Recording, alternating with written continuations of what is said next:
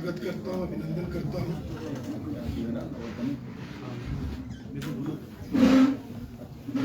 शुरू करें? हाँ जी। हिमाचल प्रदेश सरकार का 1 साल का कार्यकाल पूरा हुआ, जो बेहद निराशाजनक रहा है, क्योंकि इस 1 साल में हिमाचल की जनता ने, समाज के सभी वर्गों ने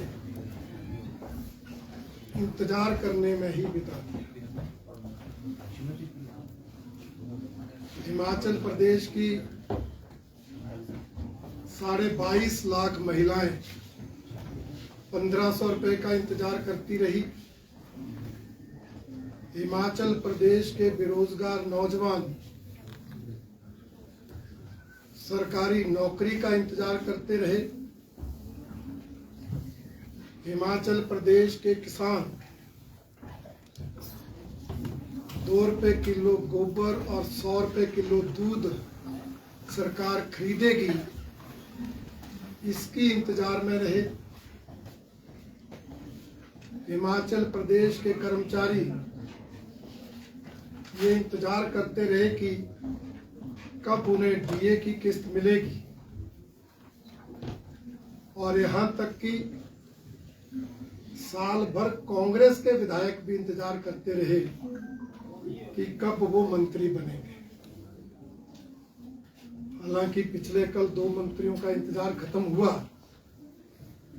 परंतु उससे बाकियों का इंतजार और बढ़ गया, और अब ऐसा लग रहा है कि सब्र की सीमा भी लांघ रहे हैं। तो कुल मिलाकर हिमाचल प्रदेश का हर वर्ग साल भर इंतजार करता रहा, और इंतजार में ही सारा साल निकल गया। कोई जनहित का, प्रदेश हित का काम इस सरकार ने 1 साल में नहीं किया, बल्कि अनेक जन विरोधी निर्णय लिए। और मैं अगर उनको क्रमशः करूं तो मैं कहूंगा कि 12 महीने में 12 प्रमुख जन विरोधी निर्णय इस सरकार ने हिमाचल प्रदेश की जनता के खिलाफ किए। इस सरकार ने सत्ता में आते ही जहां 1050 संस्थान जो पिछली सरकार ने खोले थे उनको डिनोटिफाई किया, बंद किया। दूसरा, जो डीजल पिछली सरकार ने सस्ता किया था उसको 2 बार 3 रुपए बढ़ाकर 6 रुपए लीटर महंगा किया।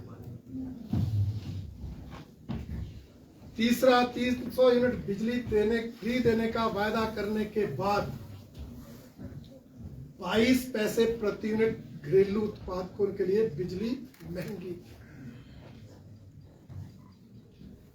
चौथा, औद्योगिक क्षेत्र के लिए 19% तक बिजली की दरों में बढ़ोतरी की, 19%, जिससे उद्योगों का आना तो बंद हुआ, जाना शुरू।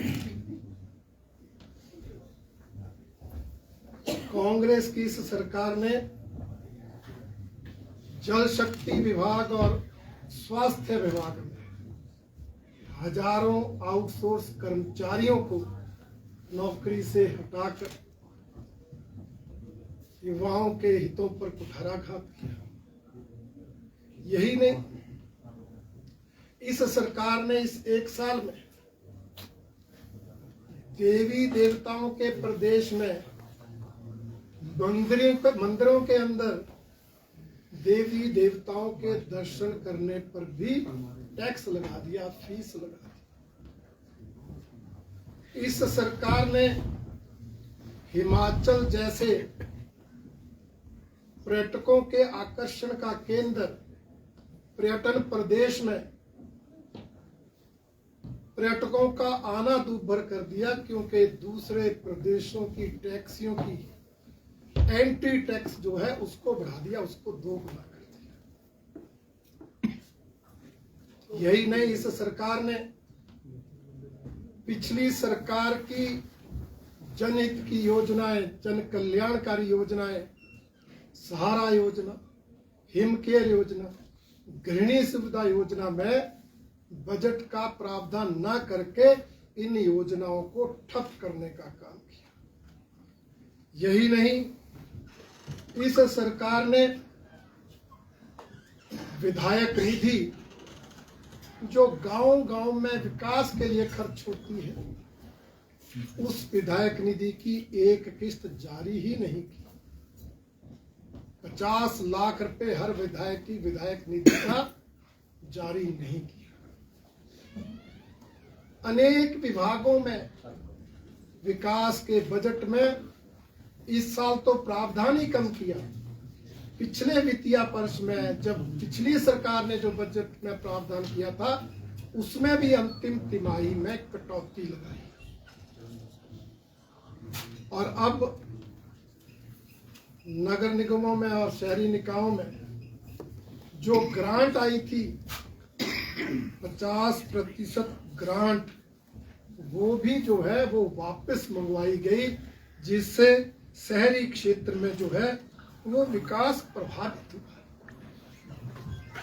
यही नहीं, इस सरकार ने राजस्व विभाग के माध्यम से स्टैंप ड्यूटी बढ़ाकर बाकी अन्य कार्यों की फीस में बढ़ोतरी करके हिमाचल प्रदेश के आम आदमी पर आर्थिक बोझ डालने का काम किया। ऐसे अनेक लगभग 12 जन विरोधी निर्णय 12 महीने में लेकर इस सरकार ने जनता को तंग करने का, जनता को परेशान करने का और जनता पर आर्थिक बोझ लादने का काम किया।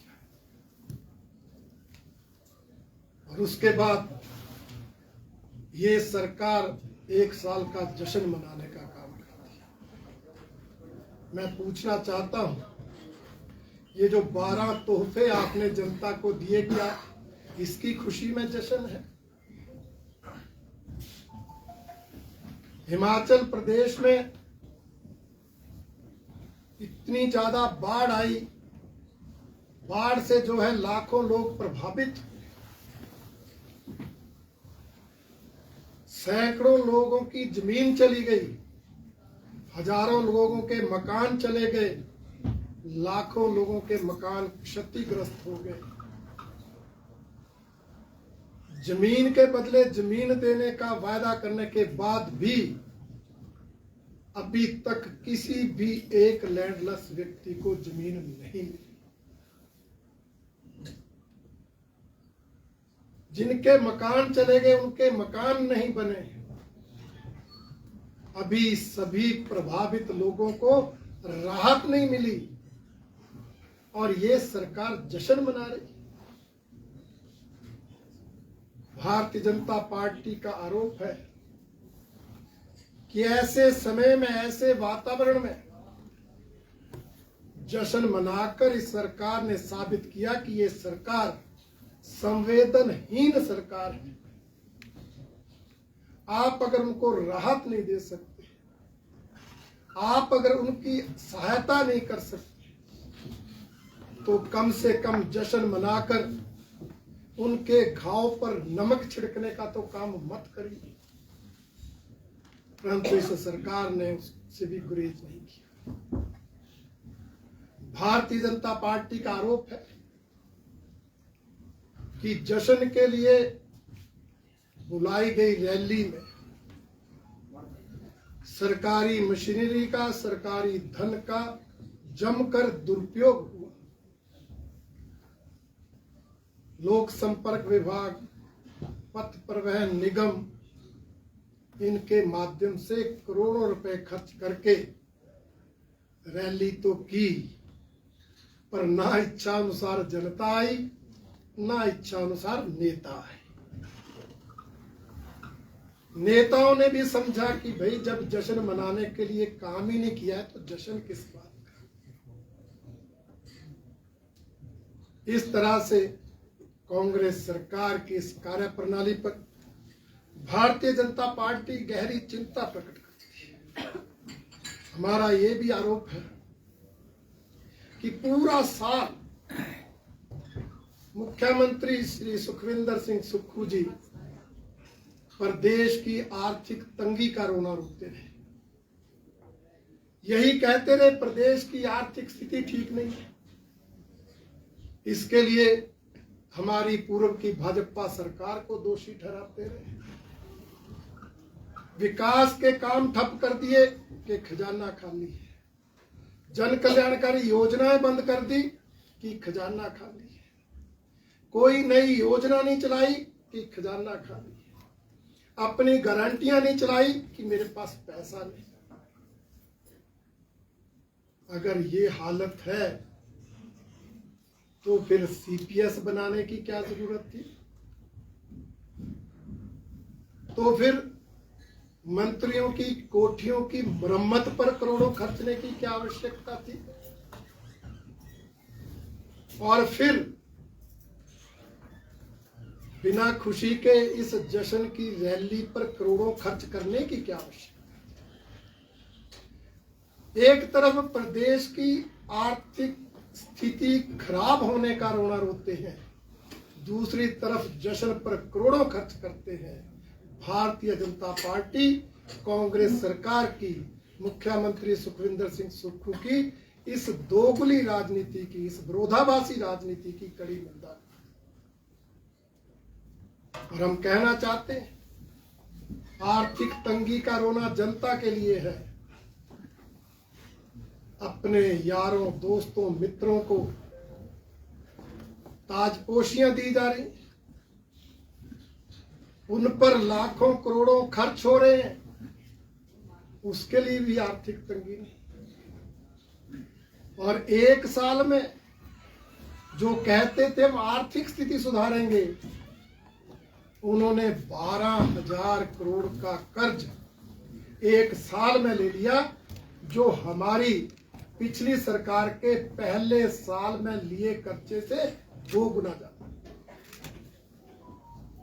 इस तरह की सरकार हिमाचल प्रदेश में काम कर रही है। भारतीय जनता पार्टी चिंता प्रकट करती है कि इस सरकार के समय हिमाचल प्रदेश का भविष्य क्या है।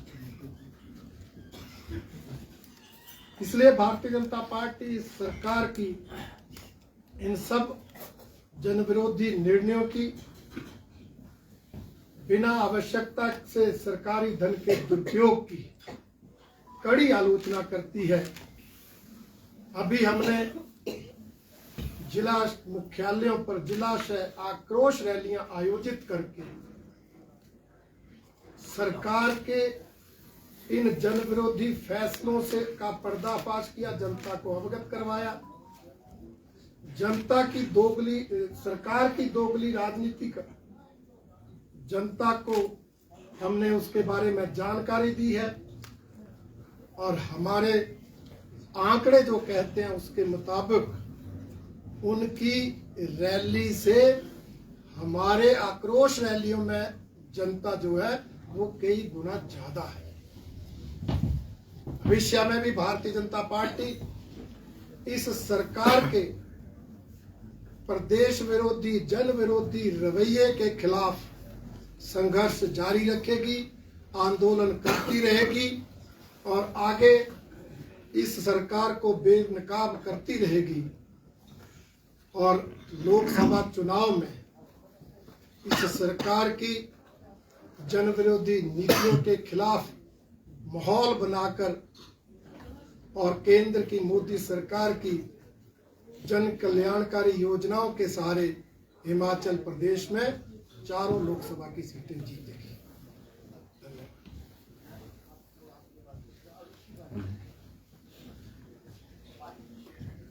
हेलो, कॉन्फ्रेंस में ठीक है। राहत पैकेज में बदलाव किया गया है, लाखों रुपए की जो मदद है आपदा में भी।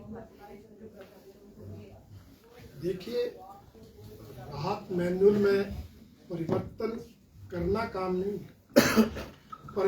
प्रभावित लोगों को उचित राहत पहुंचाना काम है। जब प्रभावित लोगों को राहत ही नहीं पहुंचेगी तो आप जो मर्जी नीतियों में परिवर्तन कर, परिवर्तन सार्थक तब होगा जब प्रभावित लोगों को राहत मिलेगी, उनका काम होगा, जो कि आज प्रदेश में नहीं हुआ है।